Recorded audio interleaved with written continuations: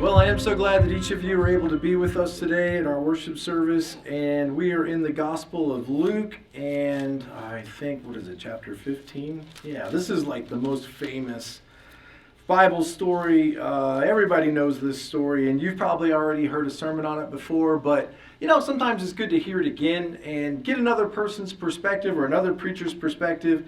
We're going to talk about the Prodigal Son today. And it comes from Luke chapter 15. We're on our way through to Easter, which is in just a few weeks. And of course, we'll talk about the resurrection on Easter Sunday and the cross on the Sunday before. But today we want to just hit this right in the center of the gospel. Jesus tells the parable of the lost sheep and the lost coin and then the lost son. And what a challenging message this is for us. What an encouraging message this is, because there's times when all of us feel a little lost. And then, there's times when maybe we really are lost, but we don't even realize we're lost. We have a lot of people around us in our world that are lost, spiritually speaking, but they aren't aware of that, or it doesn't seem to matter to them. But, Jesus really tells us what the heart of the Father is like, what the heart of God is like in these parables. The first one is the parable of the lost sheep. And in this story, maybe what's most striking is that the shepherd leaves the 99 sheep that are fine. He leaves them behind. They're safe in the pen, but he goes searching for the one that's lost. Well, this little sheep, anything could happen to it. It could easily be overtaken by coyotes or wolves and be killed and torn apart and could be in danger. And so the shepherd is willing to walk away from the ones he has that are secure to go after the one that's lost. And it really just reminds us that, as a church, we've got to have that heartbeat as well. Some of us really love one another. We really do. You can see it. When we get together at picnics or fellowships or just out in the lobby or in each other's homes in small groups, you can see that some of us really love ministering to the church. And that's an important ministry. God has called you to that. That's an important ministry to disciple and to nurture and to edify one another. But God has also called us to care about those that aren't here yet, or those who've wandered away, those who've strayed away from the church, maybe have gotten entangled in the things of this world, or just gotten out of the habit. During the whole COVID thing, it was easy to get out of the habit of going to church. It was much easier to just, stay at home, and we were kind of mandated for a while to stay at home and watch it on TV or watch it on your computer or your phone. And then many people have just not gotten back into the habit and probably aren't watching anything anymore either. And I'm so grateful for those of you who have the heart to go after those who are not yet a part of the church or who have wandered away. Like, it breaks your heart and you just think, where are those people? What happened to them? They matter, and somebody needs to go after them and bring them back. That's really a pastor's heart, a shepherd's heart. And I'm so grateful that many of you guys have that heart. I was watching a movie this week called 1917. Maybe you've seen it. It's based on the First World War. And essentially, the story is a couple of guys in Britain, it's trench warfare. They're in Germany, and a couple of British soldiers are challenged by a general to go across enemy lines and warn a brigade that is about to fall into a trap. Not to go on the offensive, but to remain put. And so these two soldiers, they have to cross enemy lines and in order to warn a whole brigade not to perish because they're walking into a trap. And I won't spoil the movie for you, but it's just an incredible movie about determination to go after those that are in harm's way or those whose way is going to be perilous. The heart of these soldiers willing to risk everything, even their own lives, in order to warn their fellow soldiers of the impending doom that's coming. And there's one scene in particular that really spoke to me at the very end of the movie when one of the soldiers is just about to make it to the brigade that's in trouble, that's about to launch this attack into a trap. He's just about arrived, and he doesn't know he's that close yet. But in a couple of scenes, you'll see he's right on the edge of reaching his destination. And he ends up getting thrown into a river in order to escape, gunfire. and he goes over a waterfall, and he's just swept away in this river, almost drowns, and he ends up kind of like at this turn in the river where everything sort of gets piled up, and there's just all these dead soldiers that have piled up in this river. And it's just this terrible scene, this grotesque scene of him having to climb over all of these dead corpses. And he's overcome with emotion, he's exhausted, he's fearful, he's terrified for his life, but he has this intense mission to warn his fellow soldiers, and he's crawling over all these dead bodies. And I just thought, the church needs to recover that kind of urgency, that we'd be willing to crawl over anything and everything, all of the death and decay that is a part of our culture, to be willing to crawl over all of that in order to warn our brothers and sisters, our fellow human beings, the people in our lives, the people we work with, of what is at stake eternally if we ignore so great a salvation. To recapture that. And then he tells the parable of the lost coins. This woman is sweeping up her home, and she realizes that one of her 10 coins is missing.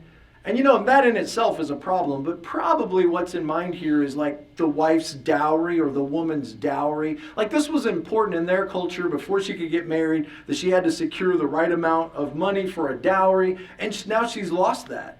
And so what is her future? What is her prospects? What's going to happen to her? That's kind of what maybe the audience originally would have thought, is like, oh yeah, this woman lost her dowry, she's in real trouble. Well, she goes on a panic, right? She cleans her whole house, and sure enough, she finds this missing coin. And at the end of both those stories, it ends with rejoicing. Hey, I found what was lost. I found the sheep, or I found the coin. Now let's celebrate. Let's rejoice. And Jesus says there's more rejoicing in heaven over one lost person who returns or who comes back than 99 righteous.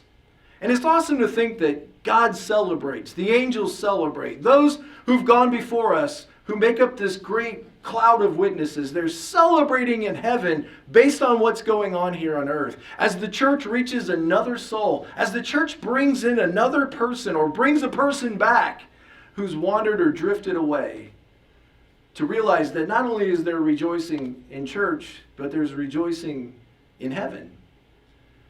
In fact, maybe there's more rejoicing in heaven than there is on earth or in our church, because those in heaven realize better than we can what is really at stake for every soul. And then Jesus gets to this story of the parable of the lost son, or the prodigal son. Really, it's kind of like two lost sons if you think about it. There's the obvious lost son, who wanders away, and then there's the son who sits outside the porch, angry and frustrated and bitter, and both of them are lost in two different ways. One in his wickedness and the other in his righteousness.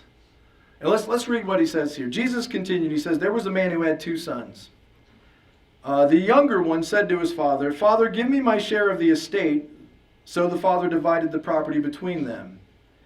Now, we just read that and we think, okay, that bad, right? That's bad. But, let it just sink in what he's really saying here.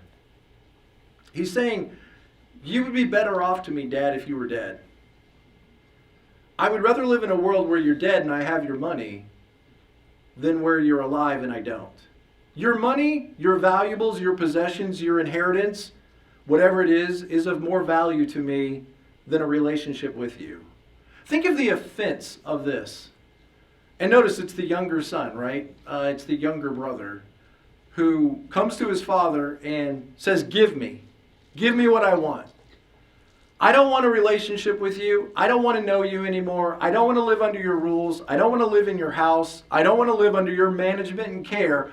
I just want what will eventually come to me. I want from your hand your resources.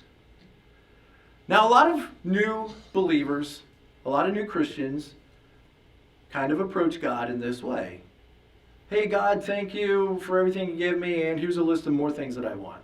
Could you make this work out? Could you take away this disability? Could you strengthen our marriage this way? Help us financially here?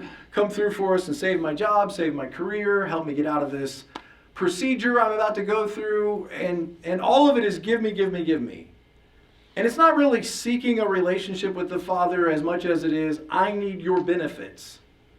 And that's a lot of the times the way people start out in their relationship with God. Like, what's in this for me? I remember when I was a teenager working at Publix, and I was, bagging groceries and stocking shelves, and I had the opportunity to share my faith with one of my fellow employees. Paul was a little older than me. I looked up to him. He was a person who was in college, and I was still in high school. And we worked together, and I was able to just share my faith with him one night when we were sweeping up at the store, and he just kept asking questions. I did my best to answer them. And, at the end of that discussion, he said, "Do you think I could get baptized tonight?" So I called the preacher. The preacher said, "Sure, I'll meet you at the church." And I had the opportunity to, I think it was the first time I ever baptized anybody. I baptized Paul Smith at my home church, Forest Hills Christian Church in Tampa. And I'll never forget the next day when I went back to work, Paul was at work. And Paul came in just smiling and grinning from ear to ear. And he's like, Tommy, because that's what they call it. Tommy, I want you to know that whole baptism thing, it really worked out.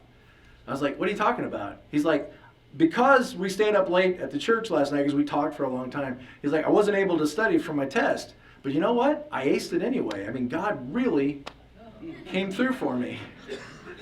And I was thinking, uh-oh. Because I've been walking with the Lord for a long time, and he's not coming through for my tests at all. So I knew where his mind was going, right? Like, if I do these things for God, and I give my life to Jesus, and I baptize, well then, I guess God's going to, high-five me and meet me there in my tests, and it's all going to work out. Well, it doesn't always work that way. Sometimes being a follower of Christ makes your life more difficult. Sometimes it makes it more challenging. And under this challenge, look, the son says, I'm done. I don't want to live in your house any longer. And so the father divided his inheritance. Now, according to their custom, the older brother would get 2/3 of the father's estate, and the younger brother would get 1/3. Now, depending on this man's estate, 1/3 might be significant. So let's just try to bring this into our modern age and say maybe $100,000. So maybe the father's worth $300,000 if he sold everything, if he sold off all of his possessions, his house or whatever. Although houses have jumped now, so maybe he's worth $500,000. Can't get a loan, but maybe. So let's say he gives the son $150,000. Now this is more money than this kid has ever had in his life. And in his mind, I'm sure he's going to go off and he's going to make a fortune. He's going to take this money and he's going to start a business. He's going to start a company. He's going to invest it. He's going to show everybody in his small town, including his older brother, that he doesn't need anybody. He can make it big. All he needs is a little bit of capital, somebody to believe in him, and he has this bright future in store for him.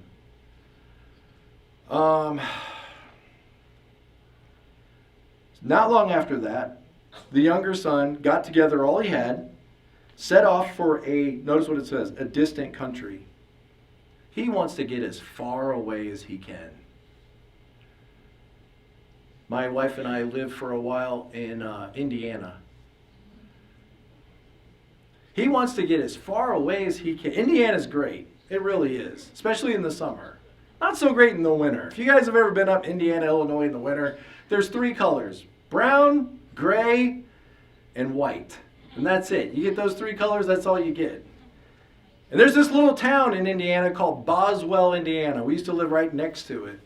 And Boswell, Indiana has a population of about 700 people, I think. And the sign, as you enter into Boswell, says, "Welcome to Boswell, Indiana, hub of the universe." It's a small universe. But so this kid, he's done living on a farm. He's done this agrarian life, and he wants to go, if you could put it in our own language, where would he end up? Some of you might say New Orleans. He's going to New Orleans, where there's music, and there's lights, and there's girls, and there's excitement, and there's gambling. But if you could push it even further, let's say he goes to a distant country. Now we're talking Las Vegas, baby. He's going all the way out west. Nobody knows him. Nobody knows his family. Nobody knows where he came from. He is answerable to nobody. And he's got a pocket full of money, and he is ready to live like he has never lived before. Some of you guys can feel this excitement. There's probably a few of you like, nope, bad, nope. But then there's others of us that are like, oh man, wouldn't that be awesome? Wouldn't that be amazing? Now, in his mind, this money's never going to run out. It's more than he's ever had. He has no idea how far this is going to go. But there's all kinds of ways to lose money in this world. All God's people said? There's all kinds of ways to lose money in this world. There's all kinds of things you see that you think you need, and then you get them, and then they start to pile up, and then you got to get a storage area where you can put all this stuff there, and then you got to get an apartment, you got to get a car, and you got to get new outfits, because if you're going to be big, you got to look dressed the part. So money just flies out of his hands. And let's face it kind of sounds like he's a little bit wicked too. And look at what it says. He squandered his wealth. Squandered. You know, it takes a long time to build a savings, but it doesn't take long at all to empty it. It really doesn't. It takes a long time to get that bank account to go up. And you know what happens? Just as it starts to go up, then the taxes come due. You guys, does this happen to you guys? The taxes come due, and it's like, well, there it goes again. And then you start to build up a little bit, and then somebody needs braces. And you start to build up a little bit, and then the car breaks down. Transmission quits. And it builds up a little bit, and oh, we have a hurricane, and guess what? Your insurance doesn't feel like real insurance. You had insurance, but it doesn't cover anything. And then you got to get the windows fixed, and you got to get the walls repaired, and you got to redo the kitchen, and before you know it, it's just gone. I said it before, I'll say it again. It takes a ton of money to be broke. It does. It takes a lot of money. You have to earn a lot of money to be broke. I don't know what happens after broke. Well, what happens is what happens to this kid. He squandered his money because he had no idea how fast. If he would have read Solomon, Solomon would have told him how fast that money just flees out of your hands. But he squandered his wealth, and what does the Bible say? In wild living.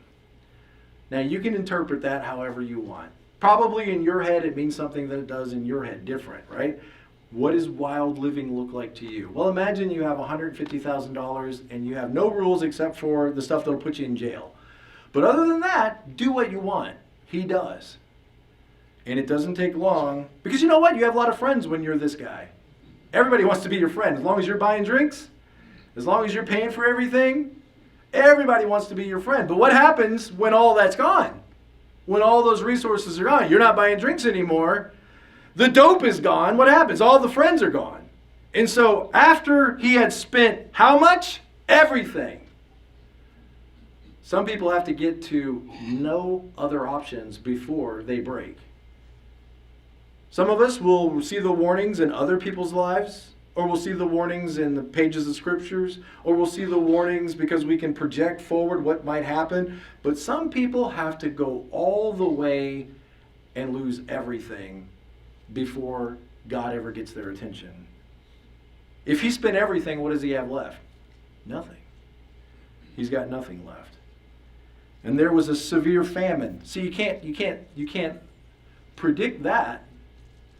Not only have you exhausted all your resources, but the reality is we have no idea what's going to happen this year. Remember, guys, it's an election year, and it seems like every time there's an election year, chaos just happens. It seems like the politicians, they want us in chaos.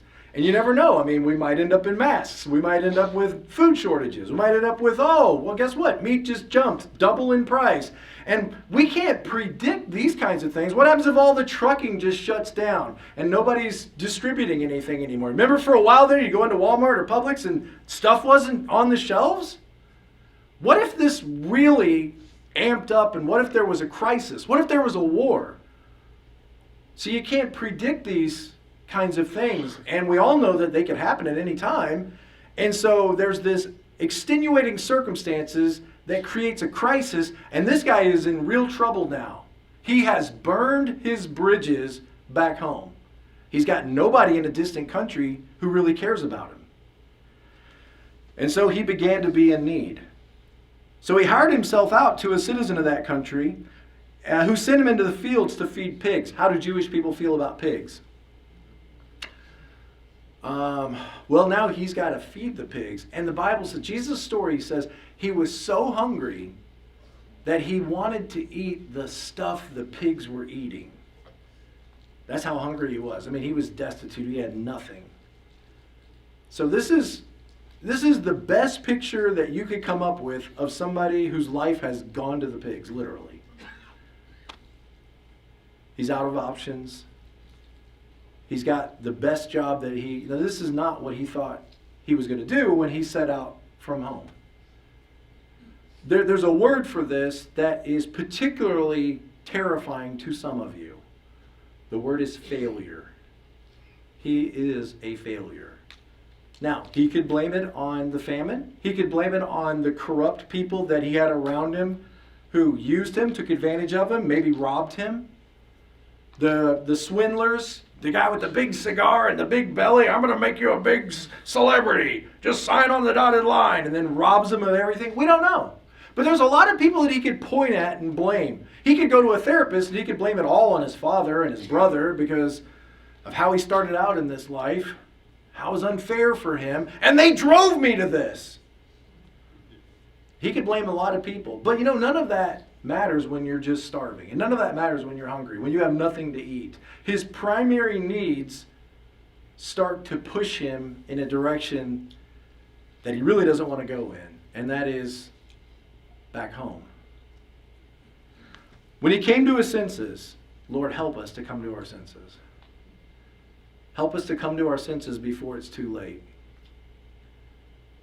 Some of you have kids or grandkids that need to come to their senses. You didn't raise them like this. You didn't teach them like this. You took them to church. You told them the Bible stories. You paid for their Christian education or for their camp. But they are living in a distant country. And yes, you want your kids to succeed. You want your grandkids to succeed. But sometimes God has to allow pain and failure and suffering in order to get our attention. And so our prayer is, God, whatever you need to do, because their soul is worth it. Their heart is worth it. Whatever you need to do in their life, whether it's bless them or whether it's to remove, you are a God who gives and takes away. Whatever you have to do to get their attention, send them a prophet. Send them someone into their life that will speak the truth to them. When he came to his senses, as we all must do, you know, the moment we start to lean toward God away from ourselves and our own strength and all of the trappings of the world, the moment we start to move toward home is the moment we come back to our senses. And when he came to his senses, he said, how many of my father's hired servants have food to spare? Here I am starving to death. I will get up and I will go back. You know, nothing changes until you decide I have to get up. I have to set out. I have to go back. All the emotions, all of the feelings, all of the wisdom is not change until it shows up in actions. Until you say to yourself, self, arise. Get up and go back to my father's house. Now remember, he's got a big speech. As he's going back, he's trying to figure out, what am I going to say? How am I going to say this?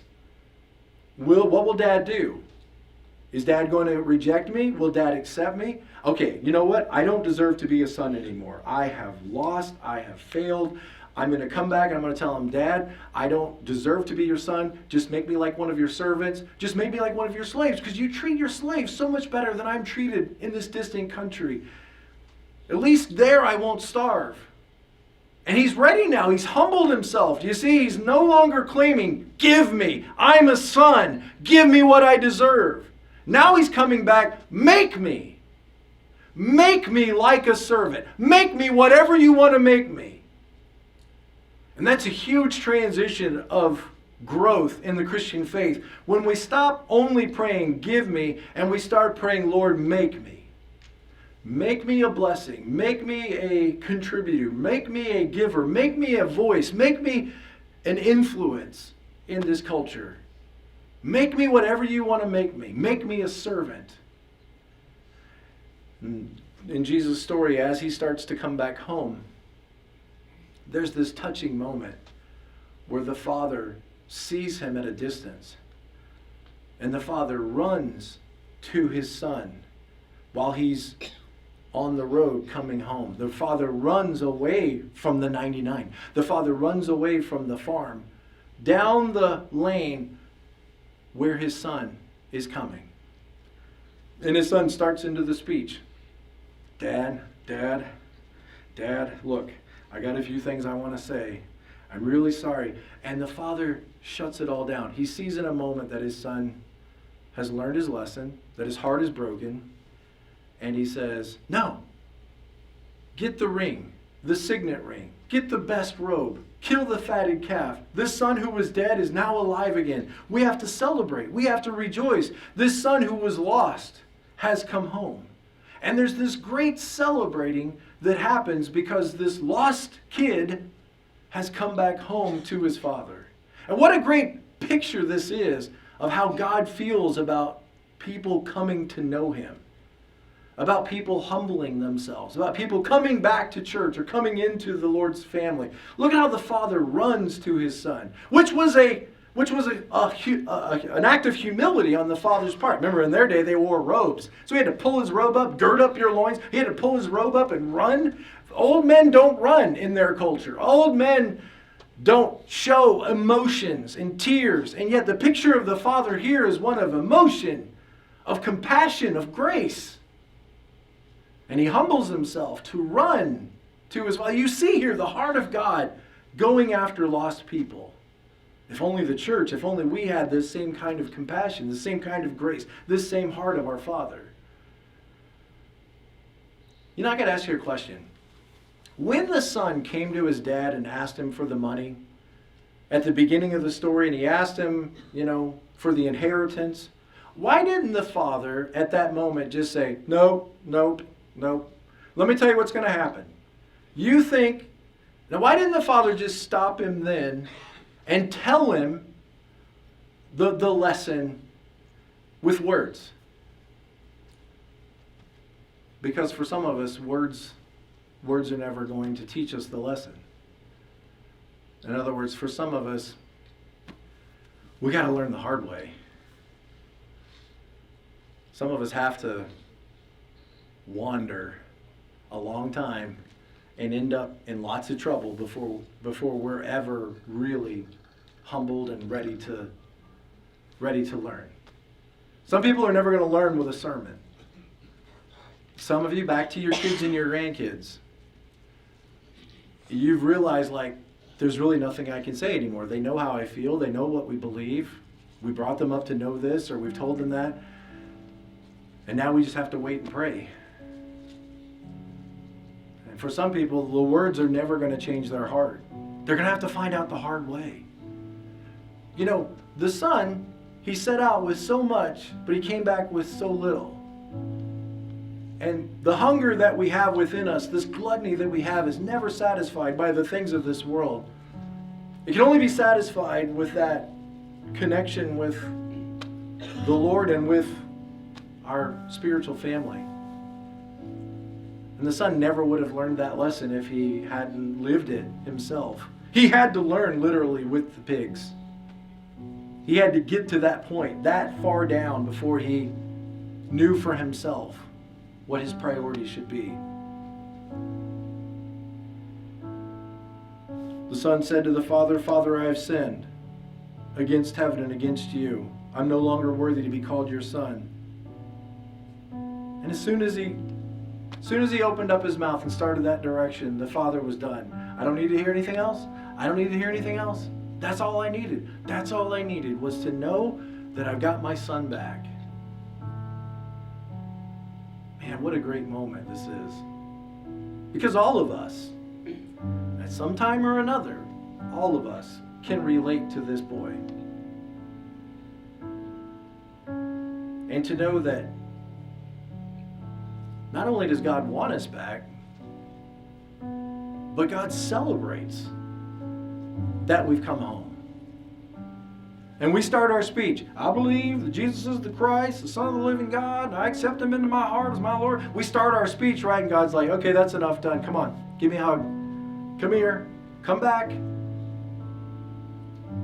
This is what this has all been about. This is what this whole thing has been about. It was 1,000 years of telling you that Christ was coming. And then Christ is here. And then it's 2,000 years looking back and looking forward to this moment where you and I come home.